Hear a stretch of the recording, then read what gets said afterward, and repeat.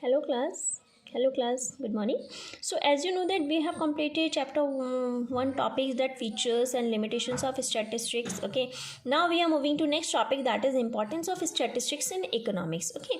So as you know that statistics, so here is some importance of statistics. Actually statistics has emerged as a lifeline of economics.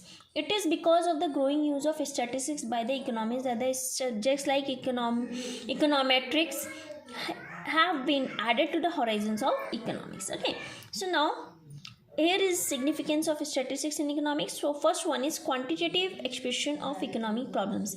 So suppose if we are considering any economic problem, be it the problem of unemployment, suppose we are taking the problem of unemployment, the problem of price rise, or the problem of shrinking exports. So first task of the economics is to understand its magnitude through its quantitative expression. Suppose if it is a problem of unemployment, so we make its quantitative expression starting that say 20% of the India's working population is unemployed, or that between the years 1995 to 2010 the percentage of unemployed working population has tended to increase from 18% to 9.4%. Okay, because what we are doing here, we are doing comparison. Okay, so as you know that in statistics comparison is mandatory. Without comparison we cannot say that it is a part of a statistics.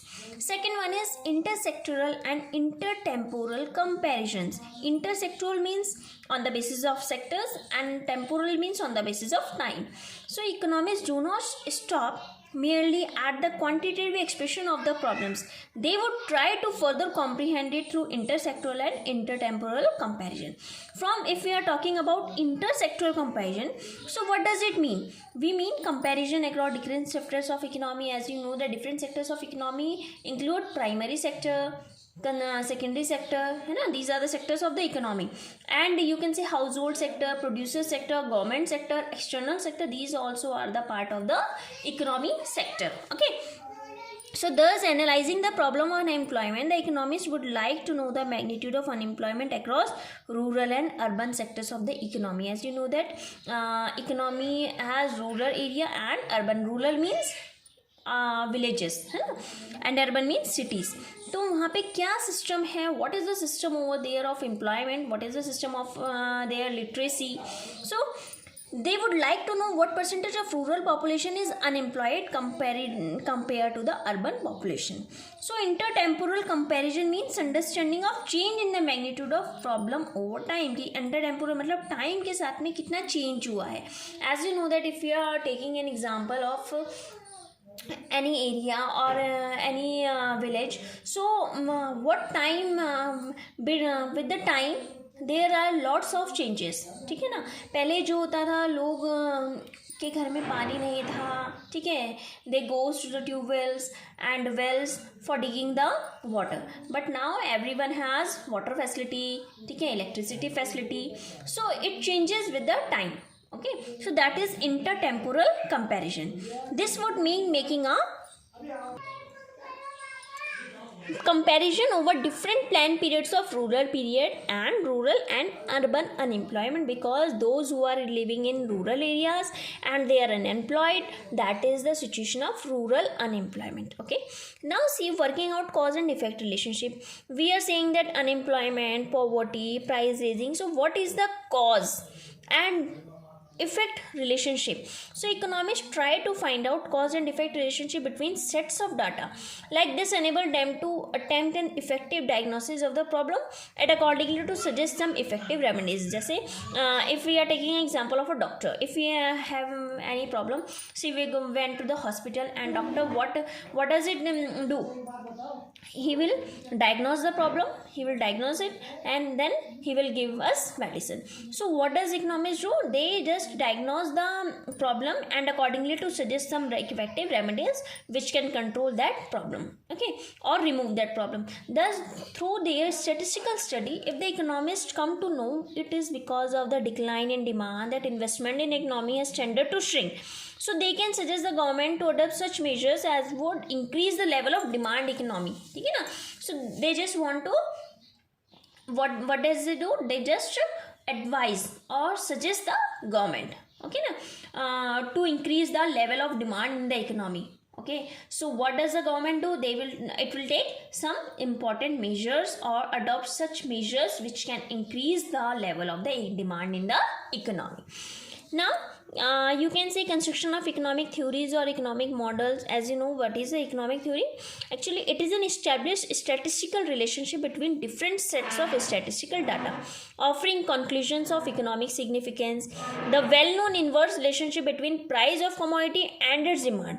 That is, when more is purchased, when price falls. As you saw, it's a theory of demand. When price of a commodity rises, then its demand will decreases, and the price of a commodity will decrease, then its demand will increase. So that is the theory of demand. Okay, so it is an established statistical relationship and therefore it is a part of an economic theory. ठीक है ना, it is a construction of theoretical relationship or models possible without statistical experiment. Okay, certainly not, but it can be possible. Now, economic forecasting. Economists do forecasting through statistical study because they have the data, they have all statistical data. So what they have do, they forecast through statistical. By the term forecasting, we do not mean some astrological prediction. We only mean to assess and ascertain the future course of the behavior or the certain events which are of economic significance.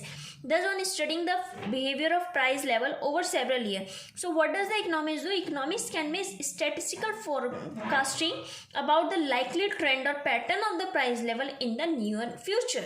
Okay, so what does it help? This helps us in future planning. Okay, the next one is formulation of policies. Actually, how does the finance minister decide to increase or decrease taxation as a source of government revenue? As you know, the tax is a revenue for the government. We are paying tax. Okay, this is a compulsory payment and we are paying it, and that is the revenue for the government. So how does a finance minister decide to increase or decrease taxation as a source of government revenue?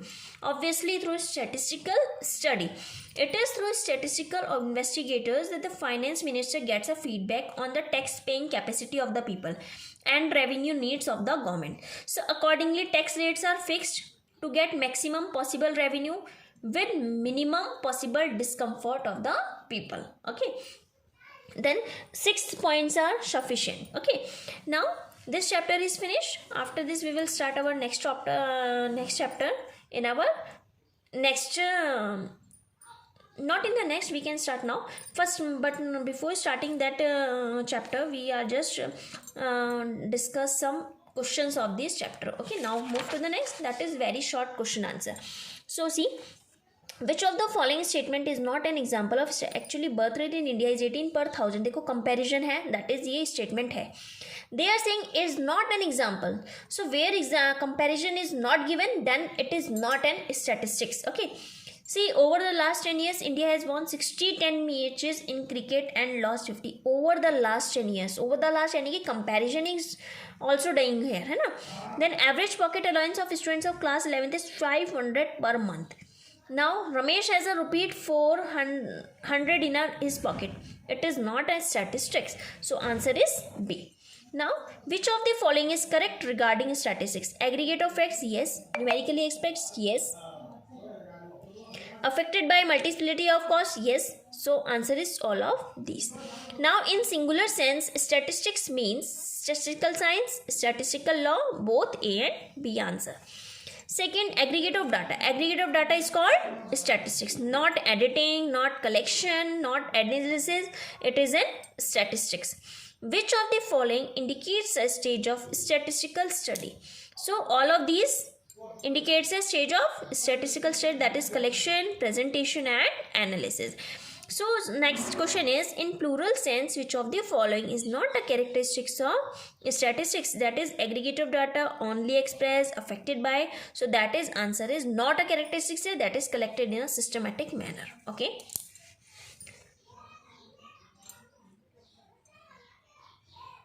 Yes. Okay. So this chapter is finished now. You have to do some numerical question which will be given on your homework portal. Okay. Now come to the next chapter, that is collection of data.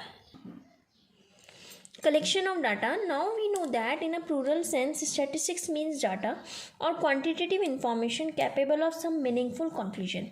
In other words, in data we include the information which is capable of numerical expression, that is we can say that is a data.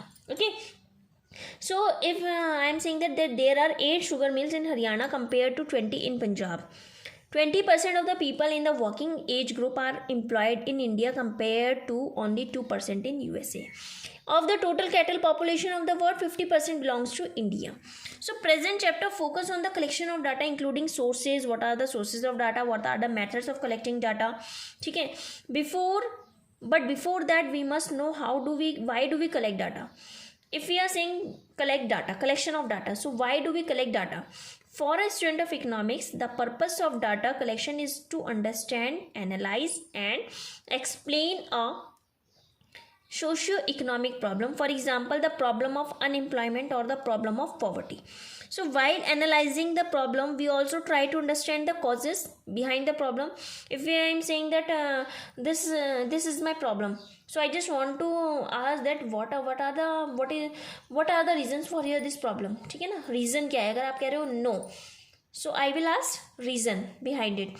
So and I will give you a possible solution. So the entire exercise needs a comprehensive support of numerical files called data. Okay, now data. See, data is of two types, that is primary. So data can be collected from two sources, that is primary source of data and second one is secondary source of data. See, so sources of data, there are two sources, primary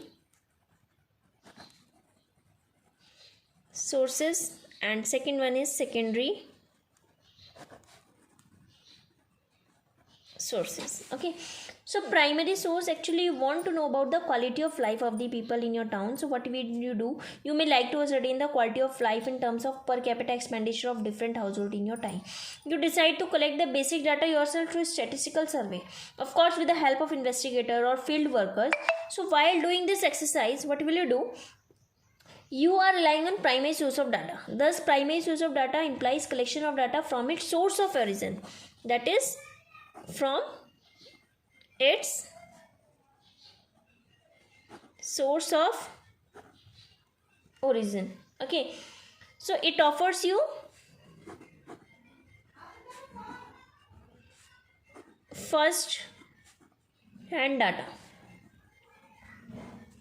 because you are collecting it from source of origin, so it will be first hand data. Okay,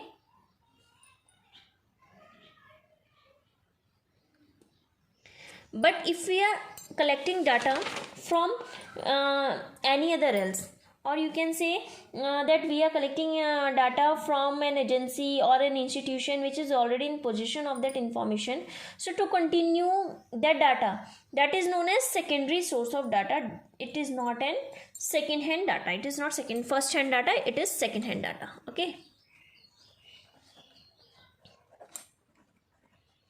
so see, like I am giving you a survey that you have to just go in your neighborhood and you have to visit 10 houses, and from that houses you just have to do a survey of how many literate are there, how many employed peoples are there. ठीक है ना?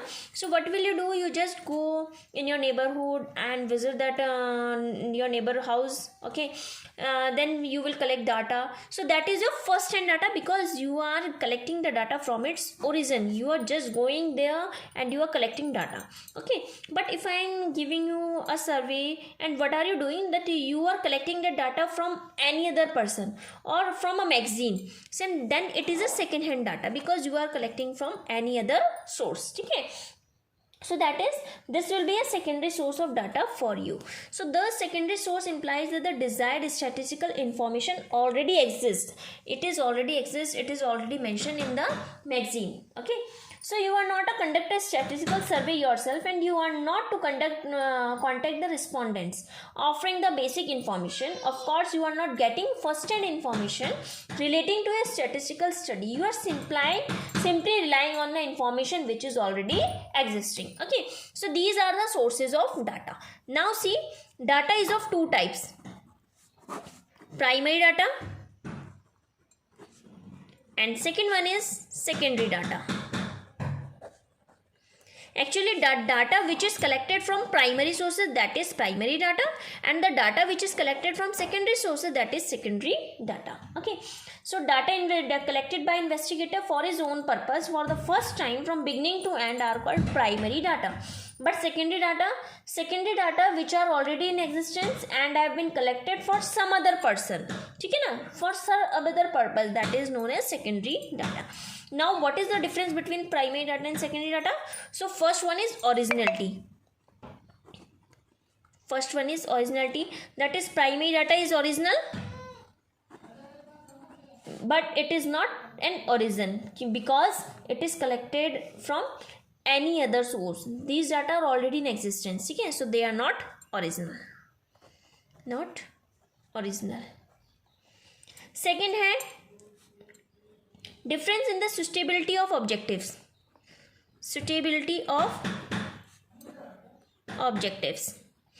That is, primary data are always related to a specific objective of investigator.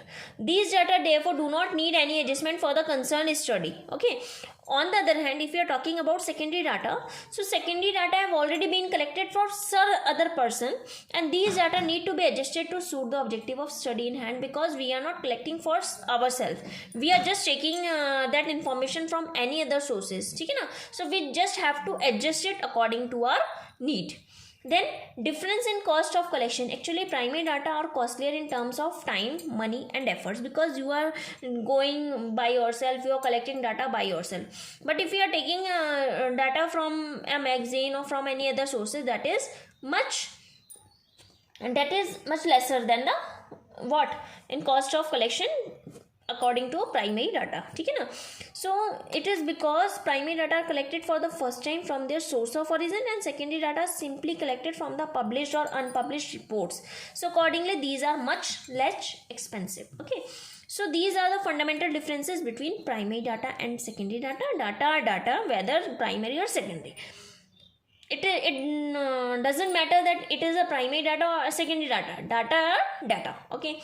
So these are classified as primary data or secondary data just on the basis of their collection, that is first hand or second hand.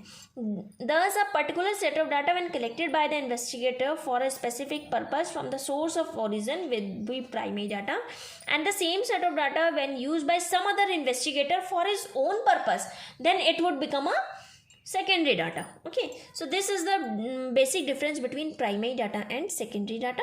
Okay, now after this, modes of data collection, how basic data is collected, what are the methods of collection of data, ठीक है ना, collecting data. So we will do this topic in our next lecture. Okay, so thank you class. Be prepared with your notes and do all your notes in your fair notebook. Okay, in a very good handwriting. Your notebook should be very neat and clean, and please be regular in your homework, Zoom meeting and attending lecture videos. Okay, thank you class.